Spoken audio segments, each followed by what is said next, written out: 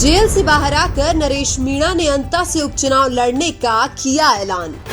Congress BJP ने ticket नहीं दिया तो अंता से नरेश मीणा लड़ेंगे निर्दलीय चुनाव। 8 महीने बाद जेल से बाहर आने वाले नरेश मीणा ने खुद ऐलान कर दिया है कि वो अंता से उपचुनाव लड़ेंगे। नरेश मीणा ने यह भी कहा कि पूर्वी राजस्थान और हाड़ौती की लगभग 30 सीट ऐसी है जहां से मैं चुनाव जीत सकता हूं। नरेश मीणा ने जैसे ही अंता से उपचुनाव लड़ने का ऐलान किया, अब कांग्रेस बीजेपी की टेंशन बढ़ गई है, क्योंकि वर्तमान में नरेश मीणा की लोकप्रियता इतनी ज्यादा है कि वो निर्दलीय भी कांग्रेस बीजेपी को पछाड़ देंगे। जेल से बाहर आते ही नरेश मीणा ने प्रमोद जैन भाया जैसे भ्रष्ट नेता को भी निशाने पर लिया है। प्रमोद जैन भाया को लेकर नरेश मीणा ने कांग्रेस को भी चेतावनी दी है कि वो प्रमोद जैन भाया का बचाव न करे। नरेश मीणा ने प्रमोद जैन भाया को अपराधी और भ्रष्टाचारी बताते हुए कहा कि उनको जेल तो जाना ही पड़ेगा। अगर अंता उपचुनाव से पहले प्रमोद जैन भाया जेल चले जाते हैं तो कांग्रेस के पास अंता में कोई भी उम्मीदवार नहीं रहेगा। ऐसे में कांग्रेस पार्टी अंता के उपचुनाव में नरेश मीणा को टिकट देकर अपनी जीत सुनिश्चित कर सकती है।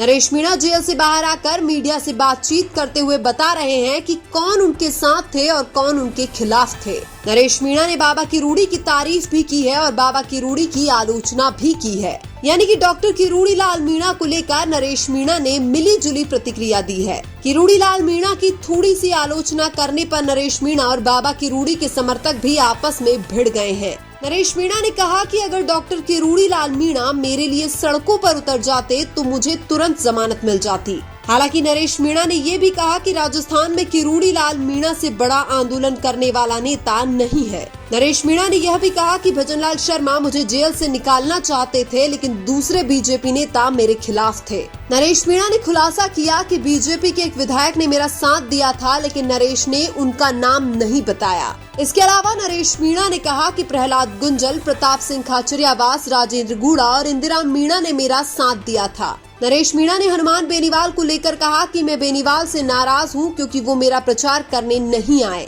इसके अलावा नरेश मीणा ने बेनीवाल की तारीफ में कहा कि वो लड़ाके हैं और गरीब किसान के लिए सड़कों पर संघर्ष करते हैं। रविंद्र सिंह भाटी को लेकर भी नरेश मीणा ने कहा कि उन्होंने भी मुझसे वादा किया था, लेकिन वो भी मेरा प्रचार करने नहीं आए। नरेश मीणा ने कहा कि अगर हनुमान बेनीवाल और रविंद्र सिंह भाटी मेरा प्रचार करने आ जाते तो मैं चुनाव भी जीत जाता। इसके अलावा नरेश मीणा ने प्रहलाद गुंजल की जमकर तारीफ की, क्योंकि उन्होंने हर कदम पर नरेश मीणा का साथ दिया था। नरेश मीणा ने यह कहा कि पूर्वी राजस्थान और हाड़ौती में जहां भी कोई सीट खाली होगी मैं वहां से चुनाव लड़ूंगा, और इसीलिए नरेश मीणा ने यह तय कर दिया है कि वो अंता की सीट से चुनाव तो लड़ेंगे, चाहे निर्दलीय ही चुनाव लड़े। अंता की विधानसभा सीट ऐसी है जहां पर नरेश मीणा चुनाव लड़ते हैं तो वो कांग्रेस बीजेपी दोनों पार्टियों को नुकसान करेंगे। ऐसे में अंता की विधानसभा सीट पर कांग्रेस पार्टी के लिए नरेश मीणा को टिकट देना सबसे बेस्ट ऑप्शन रहेगा, क्योंकि नरेश मीणा अगर कांग्रेस के खिलाफ निर्दलीय चुनाव लड़ते हैं तो कांग्रेस तो दूर दूर तक भी दिखाई नहीं देगी।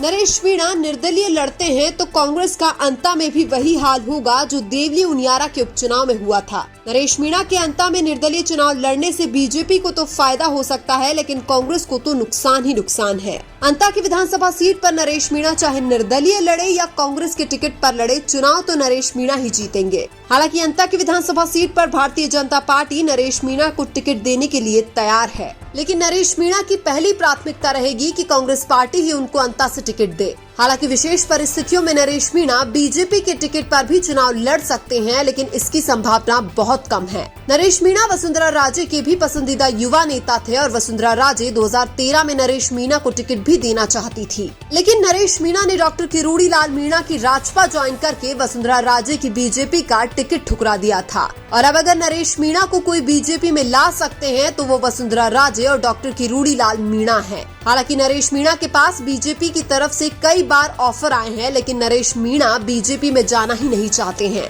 यानी कि अंता में भारतीय जनता पार्टी के टिकट पर नरेश मीणा के चुनाव लड़ने की संभावना ना के बराबर है। उधर कांग्रेस पार्टी में भी प्रमोद जैन भाया जैसे कई बड़े नेता नरेश मीणा को अंता से कांग्रेस का टिकट नहीं देने देंगे, यानी कि अंता में नरेश मीणा का कांग्रेस पार्टी के टिकट पर भी चुनाव लड़ने की संभावना बहुत ही कम है। ऐसी स्थिति में सबसे ज्यादा संभावना यह बन रही है कि नरेश मीणा अंता से भी निर्दलीय ही चुनावी मैदान में उतरेंगे। अंता से नरेश मीणा के निर्दलीय चुनाव लड़ने से सबसे ज्यादा दुर्गति अगर किसी पार्टी की होगी तो वो कांग्रेस पार्टी है। अगर नरेश मीणा निर्दलीय खड़े होते हैं तो मुकाबला त्रिकोणीय नहीं बल्कि बीजेपी और नरेश मीणा में देखने को मिलेगा। और अंत में भले ही मुकाबला बीजेपी और नरेश मीणा में हो जाए, लेकिन चुनाव 100% नरेश मीणा ही जीतेंगे, क्योंकि वर्तमान में नरेश मीणा सर्व समाज के सबसे पसंदीदा युवा नेता बन चुके हैं। गरीबों की लड़ाई लड़ने वाले नरेश मीणा को अगर सर्व समाज का समर्थन मिल गया तो कांग्रेस बीजेपी दोनों की जमानत जब्त हो जाएगी। लेकिन आपको क्या लगता है, अंत में नरेश मीणा को किसी पार्टी के टिकट पर चुनाव लड़ना चाहिए या निर्दलीय लड़ना चाहिए? कमेंट करके जरूर बताइए। वीडियो अच्छा लगा तो लाइक कीजिए और हमारे चैनल मीणा की आवाज को सब्सक्राइब कीजिए। धन्यवाद।